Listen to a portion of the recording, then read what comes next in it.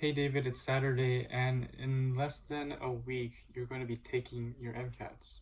And as I was going about my week, I realized your MCATs were coming up soon, and I wanted to find a way to kind of encourage you during this time. And I thought, what better way, or I guess there are a lot of better ways, but one of the ways I thought of was making this video and about the history of the MCAT, because I myself didn't know a lot of the MCAT. I knew kind of what it tested and what it's for, but I don't know where it came from or how it came to be, right? But in the past, medical school and all of the institutions of medicine haven't always been held in such high regard as it is today.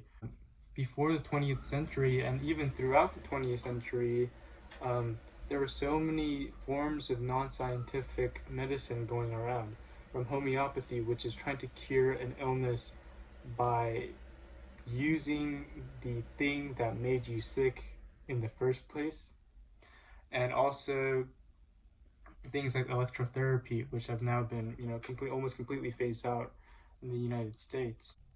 And in 1876, the American Association of Medical Colleges was formed by a group of deans and faculties that came together at Jefferson College and created an institution to kind of evaluate medical schools at the time.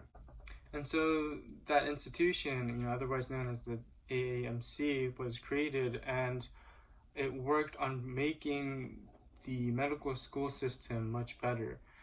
And along the line, in 1910 came the Flexner Report, written by Abraham Flexner. It was like a full book report on just the kind of like depravity that the medical schools were going through. And in the report, there was bodies of like hacked off limbs being found in these medical schools, just rotting away in storage or wherever they were. And so the Flexner Report kind of called American colleges out, and because they were backed by the Carnegie Foundation at the time and published by the New York Times, it got a lot of ground and a strong foothold in American society. And so this kind of report evaluation of the medical schools at the time spread like wildfire throughout the country, and it really called for reform of these medical schools. By the 1920s, the dropout rate of these medical schools were anywhere between like 5% to all the way up to 50%, because during those times, the people who got accepted into medical schools were largely people with money and status that could pay their way into medical school. And these people with money and status were not necessarily the people who had the aptitude to pass and go through all of the rigor of the medical schools during those times, because after the advent of the AAMC and as the schools became increasingly difficult, the chances of these people who just paid their way into medical school passing and graduating from medical schools decreased. And that's like the backdrop and the backset of American medical education during like the 19th and 20th century, early 20th centuries. And following these dropout rates, during the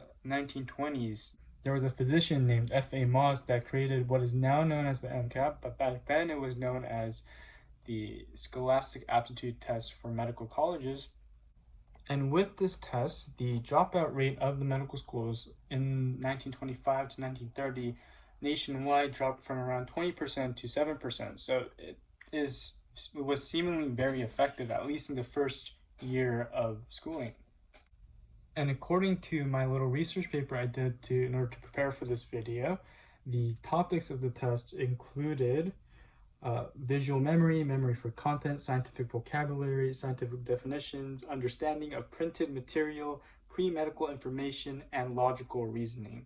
And so a lot of that can sound like things that you're probably unfamiliar with, or at least unfamiliar with during the preparation of your MCATs. But that was because this was the 1920s. And ever since then, it's been around 100 years. And so the evolution of this test, like schools, like everything else, has gone through a lot. And with all of these evolutions also came the evolutions of the name.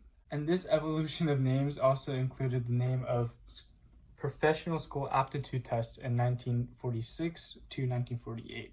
And then afterwards, the advent of the Medical College Administration Test, or the MCAT, was then created. And ever since then, with the evolution of names, evolution of content, it's culminated to what it is today.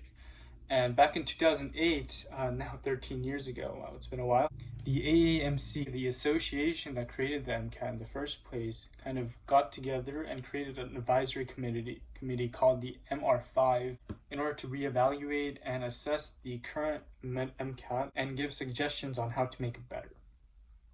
And these suggestions, these reevaluations, were set in place in 2015.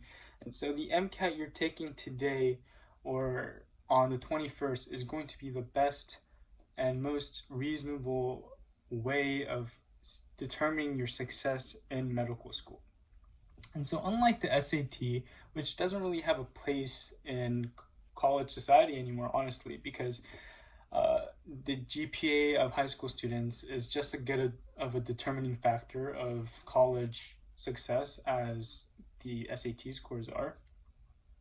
The MCAT was made in a way with the MR5 study that included surveys from thousands and thousands of people, different forms of research, and all of that were poured into what is now the MCAT.